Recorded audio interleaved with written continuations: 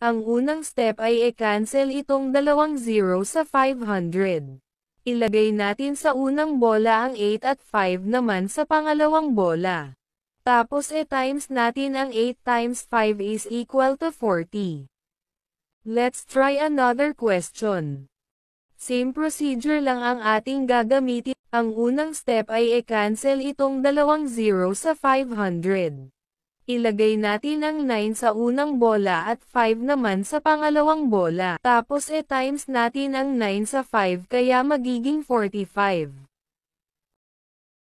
I-cancel natin ang 0. Ilagay natin ang 5 sa unang bola at 1 naman sa pangalawang bola. Times ang 5 sa 1 kaya magiging 5. Don't forget the 9, kaya pagkatapos times natin ang 5 sa 9 kaya magiging 45. Pagkatapos lagyan natin ito ng decimal point, ganun lang kadali matutunan ang Lato-Lato tips sa percentage. Subukan niyong sagutin ang mga tanong para malaman natin kung may natutunan din kayo.